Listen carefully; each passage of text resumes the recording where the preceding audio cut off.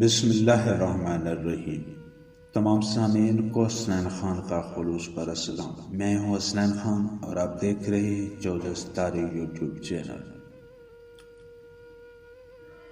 ایک دفعہ کا ذکر ہے، ایک ملک کی ملکہ نے اپنے سب سے بڑے جہاز کے کپتان کو بلا کر کہا کہ فوراً بادبان چڑھاؤ، لنگر اٹھاؤ اور جہاز لے کر روانہ ہو جاؤ۔ تم کوشش کر کے دنیا کے ان حصوں میں بھی جاؤ جہاں اب تک جانے کا اتفاق نہیں ہوا ہے، اور وہاں جو چیز تم کو سب سے زیادہ عمدہ، عجیب اور قیمتی نظر آئے اس کو جہاز میں بھر کر لے آؤ۔ قیمت کی ہرگز پرواہ نہ کرنا۔ میں ایک بار اپنے ملک والوں کو ایسی چیز دکھانا چاہتی ہوں جو حقیقی معنوں میں سب سے زیادہ قیمتی اور ایک آسمانی نعمت کہا جا سکے۔ اب سوچ بچار کی ضرورت نہیں تھی۔ کپتان فوراً ساحل پر پہنچا، اپنے سب ملاحوں کو جمع کیا اور جہاز کے بادبان کھول کر اس کا لنگر اٹھایا۔ جہاز چل پڑا اور کچھ دیر بعد سمندر کے بیچ میں پہنچ گیا۔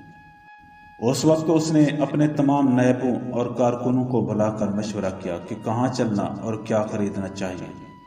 جتنے منہ اتنی ہی باتیں۔ کسی نے کہا کہ عمدہ ریشم سے بہتر کوئی چیز نہیں ہو سکتی۔ کسی نے کہا کہ ایسے زیورات خریدے جائیں جن کی بناوٹ اور ساخت بالکل نئی ہو۔ کسی نے کہا کہ کیوں نہ اعلیٰ قسم کے نیلم، سمرد، لال، یاقوت یا بڑے بڑے موتی خریدے جائیں اور پھر اپنی نگرانی میں ان زیورات کو تیار کرایا جائے۔ لیکن ان سب چیم گوئیوں کے دوران میں ایک کمزور سا ملاح، جس کے بارے میں کہا جا سکتا تھا کہ وہ ہمیشہ فاقے کرتا رہا ہے، کسی قدر ہچکچاتا ہوا بولا کہ معلوم ہوتا ہے کہ تم لوگوں پر کبھی برا وقت نہیں آیا، اس لیے تم کسی چیز کی صحیح قدر و قیمت کا اندازہ نہیں کر سکتے۔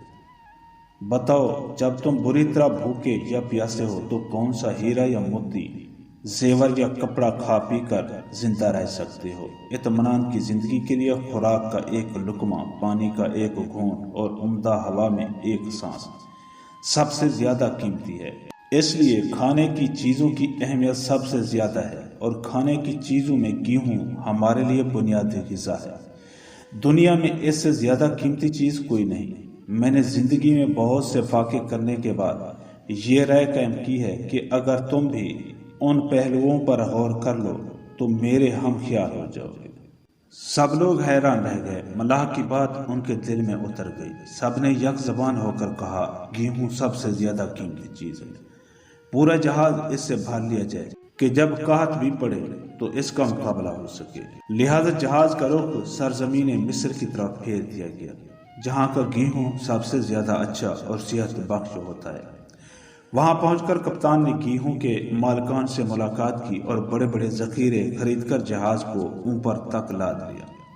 اب ادھر کی سنیے۔ جہاز روانہ ہو جانے کے بعد خدا کی کرنی ایسی ہوئی کہ اس پورے خطے میں سمندری طوفان کی صورت میں بڑی آفت آ پہنچی، جس کی وجہ سے تمام کھیت، فصلیں اور بڑی تعداد میں لوگوں کے مکانات وغیرہ زیر آب آ گئے اور فصلوں کو شدید نقصان پہنچا۔ حالت یہاں تک آ پہنچی کہ وہ خطہ جہاں رزق کی کمی نہیں تھی، وہاں لوگوں کو فاقے کرنے پڑ رہے تھے۔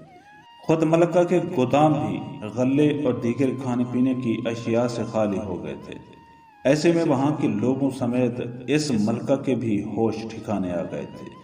اس کی صحت دن بدن گرتی جا رہی تھی۔ پورے ملک میں سخت مایوسی کی کیفیت پھیلی ہوئی تھی، یہاں تک کہ ایک روز بہت دور سمندر کے سینے پر جہاز کے مستور نظر آئے۔ بچے، بوڑھے، عورت، مرد، سب طرح طرح کے خیالی پلاؤ پکا رہے تھے کہ نہ جانے جہاز پر وہ کون سی قیمتی چیز آئے گی۔ زندگی میں پہلی بار دنیا کی سب سے زیادہ قیمتی چیز دیکھنے کے لیے سبھی لوگ بےتاب تھے۔ اور جب جہاز لنگر انداز ہوا اور کپتان اتر کر اپنی ملکہ کے پاس پہنچا، جو جہاز کی خبر سن کر بیماری کے باوجود ساحل تک چلی آئی تھی، تو اس نے کہا کہ محترمہ، میں ایک بہت ہی قیمتی چیز لایا ہوں جو حقیقتاً زندگی کا سہارا ہے۔ یہ سن کر عورت کے چہرے پر حیرانی پھیل گئی۔ وہ کیا؟ عورت نے پیشانی پر بال ڈالتے ہوئے پوچھا۔ آپ اس سے واقف ہوں گی، اسے کہتے ہیں گیہوں، کپتان نے جواب دیا۔ گیہوں؟ ملکہ نے حیران ہو کر آخری لفظ دہرایا۔ کیا کہا؟ گیہوں؟